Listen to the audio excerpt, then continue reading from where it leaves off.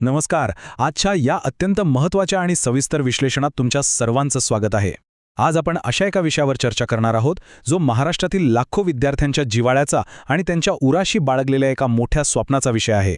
होय, आपण पाहणार आहोत MPSC या प्रतिष्ठित परीक्षेचा संपूर्ण आणि अचूक मार्ग जो तुम्हाला महाराष्ट्राच्या सर्वोच्च प्रशासकीय पदांपर्यंत घेऊन जाऊ शकतो. आजच्या या चर्चेत आपण एका स्पष्ट आराखड्यानुसार 5 टप्प्यांतून पुढे जाणार आहोत. पहिला टप्पा, MPSC म्हणजे नक्की काय आणि ती का महत्त्वाची आहे. दुसरा, यातून मिळणारी सर्वोच्च पदे आणि त्यांचे फायदे. तिसरा टप्पा, पात्रता आणि परीक्षेचं स्वरूप. चौथा, महत्त्वाचे विषय आणि पुस्तके. आणि शेवटी 5वा टप्पा, तुमच्या यशाचा कृतिशील मार्ग. चला तर मग अजिबात वेळ न घालवता थेट सुरू करूया. तर आपला पहिला टप्पा आहे MPSC काय आणि का. ही एवढी मोठी संस्था नेमकी आहे तरी काय, आणि संपूर्ण राज्याचा गाळा हाकण्यात तिचे एवढं महत्त्व का आहे, हे सर्वात आधी आपण समजून घेऊया. MPSC म्हणजेच महाराष्ट्र लोकसेवा आयोग. थोडक्यात सांगायचं तर ही भारतीय राज्यघटनेच्या कलम 315 नुसार स्थापन झालेली एक अत्यंत महत्त्वाची घटनात्मक संस्था आहे.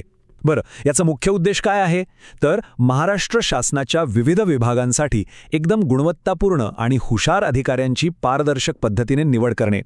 राज्य प्रशासन खऱ्या अर्थाने सक्षम बनवण्यासाठी योग्य आणि लायक अधिकारी शोधण्याची ही एक पूर्णपणे गुणवत्ता आधारित प्रक्रिया आहे.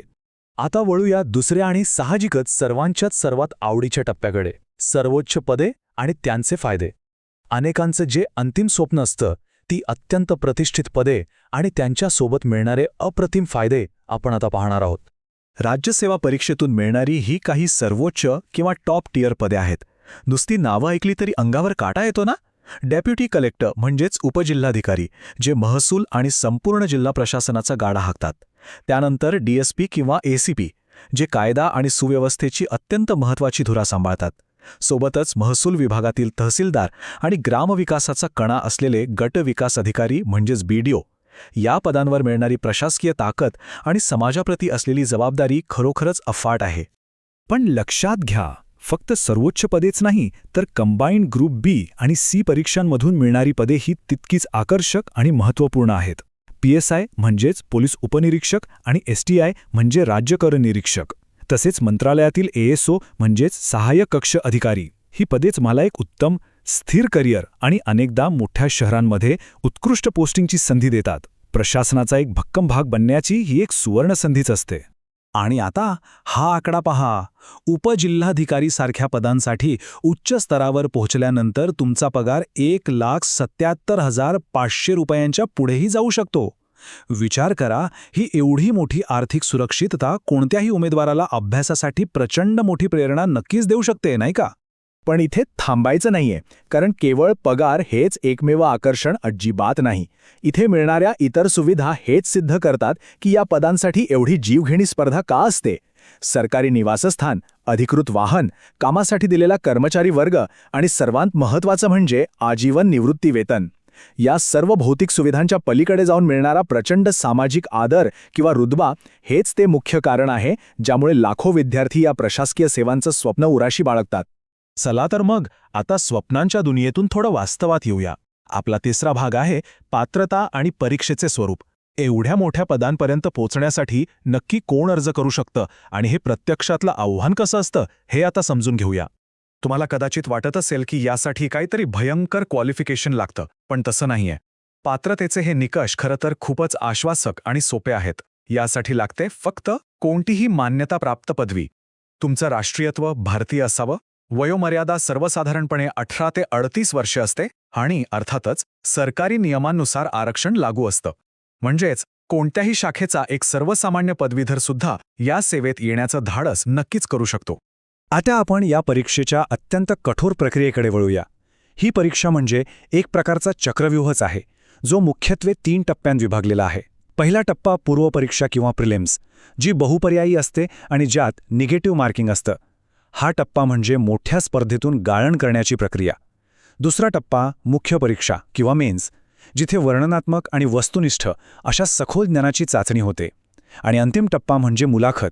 इथे केवळ पुस्तकी ज्ञान नाही बरं का, तर तुमचं व्यक्तिमत्व, आत्मविश्वास आणि कठीण प्रसंगात निर्णय घेण्याची क्षमता पारखली जाते. परीक्षेचं हे भक्कम स्वरूप समजल्यानंतर आपला चौथा भाग आहे महत्त्वाचे विषय आणि पुस्तके. या चक्रव्यूहाला भेदण्यासाठी नेमकं कशाचा अभ्यास करायला हवा आणि कोणती हत्यारं म्हणजेच पुस्तकं वापरायला हवीत त्या आत्ता पाहूया. या संपूर्ण अभ्यासक्रमाचे 5 मुख्य आधारस्तंभ आहेत. पहिला इतिहास, ज्यामध्ये प्रामुख्याने आधुनिक भारत आणि महाराष्ट्राचा इतिहास येतो. दुसरा भूगोल. तिसरा राज्यघटना किंवा पॉलिटी, ज्यामध्ये नागरिकांचे मूलभूत अधिकार, संसद, न्यायव्यवस्था यांचा अभ्यास असतो. चौथं अर्थशास्त्र, ज्यात बजेट, बँकिंग, GDP यांचा समावेश होतो. आणि या सगळ्यांना जोडणारा सर्वात कळीचा आणि महत्त्वाचा मुद्दा म्हणजे चालू घडामोडी. हे विषय केवळ परीक्षा पास होण्यासाठी नाही आहेत, तर आपलं राज्य आणि देश नेमका कसा चालतो याचं सखोल आकलन होण्यासाठी अत्यंत महत्त्वाचे आहेत. आता या तयारीसाठी काही अत्यंत मोलाची आणि प्रमाणित पुस्तके कोणती? तर इथे प्रत्येक महत्त्वाच्या विषयासाठी सर्वोत्कृष्ट पुस्तकांची यादी आहे. पॉलिटीसाठी M. लक्ष्मीकांत, इतिहासासाठी स्पेक्ट्रम, अर्थशास्त्रासाठी रंजन कोळंबे, महाराष्ट्राच्या भूगोलासाठी प्रमाणित पुस्तके आणि CSIT अरिहंत. हाच तो मूळ पाया आहे ज्यावर तुमच्या अभ्यासाची आणि यशाची भव्य इमारत उभी राहणार आहे. ही यादी अगदी पाठ करून ठेवा.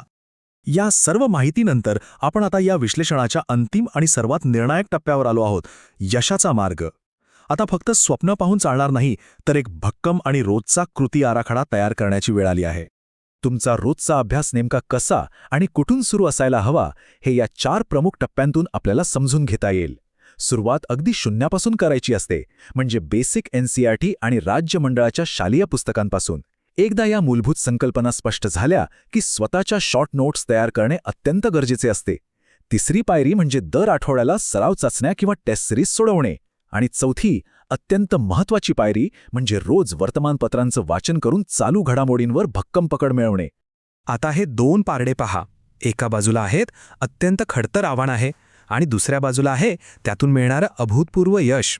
प्रचंड मोठी स्पर्धा, अथांग असा अभ्यासक्रम आणि अभ्यासात सातत्य राखण्याची गरज, ही मोठी आव्हानं नक्कीच आहेत. पण या संघर्षाच्या बदल्यात मिळणारं बक्षीस काय आहे? तर एक अतिशय स्थिर करिअर, उत्कृष्ट पगार आणि सर्वात भारी म्हणजे उत्तम प्रमोशन. उदाहरणार्थ, PSI म्हणून रुजू झालेला एक अधिकारी भविष्यात आपल्या कौशल्याने ACP पदापर्यंत पोहोचू शकतो. हे मिळणारं यश नक्कीच त्या कष्टाच्या तुलनेत कैक पटीने मोठं आहे, हे विसरून चालणार नाही. ही लाखो विद्यार्थ्यांची स्पर्धा जर जिंकायची असेल तर या दैनंदिन सवयींशी कोणत्याही प्रकारची तडजोड करून अजिबात चालणार नाही. रोज 6 ते 8 तासांचा प्रामाणिक आणि एकाग्रतेने केलेला अभ्यास, मागील वर्षांच्या प्रश्नपत्रिका किंवा PYQs नियमित सोडवणे, एका काटेकोर वेळापत्रकाचं पालन करणे, वाचलेल्या भागाची सतत उजळणी म्हणजेच रिव्हिजन करणे आणि नियमितपणे मॉक टेस्ट्स देणे, ह्या सवयीच तुमचा अंतिम यशाचा मुख्य आधारस्तंभ आहेत. या सवयीच एका सामान्य उमेदवाराला खऱ्या अर्थाने एका अधिकाऱ्यात बदलतात. आणि आता हे सर्व सविस्तर विश्लेषण पाहिल्यानंतर एक शेवटचा आणि सर्वात महत्त्वाचा प्रश्न तुमच्या समोर येतो. महाराष्ट्रातील हे सर्वोच्च आणि सर्वात प्रतिष्ठित करिअर मिळवण्यासाठी रोज 6 ते 8 तास स्वतःला पूर्णपणे झोकून देऊन अभ्यास करण्याची तुमची खरोखरच तयारी आहे का? हा प्रश्न तुम्ही प्रत्येकाने स्वतःला विचारायला हवा. जर आतून येणारं उत्तर ठामपणे हो असेल तर जराही वेळ न दवडता आज आणि आत्तापासूनच या महासंग्रामाच्या तयारीला लागायला हवं. आजच्या या अत्यंत महत्त्वाच्या चर्चेत सामील झाल्याबद्दल खूप खूप धन्यवाद. तुमच्या पुढील अभ्यासासाठी आणि या शानदार वाटचालीसाठी खूप साऱ्या शुभेच्छा.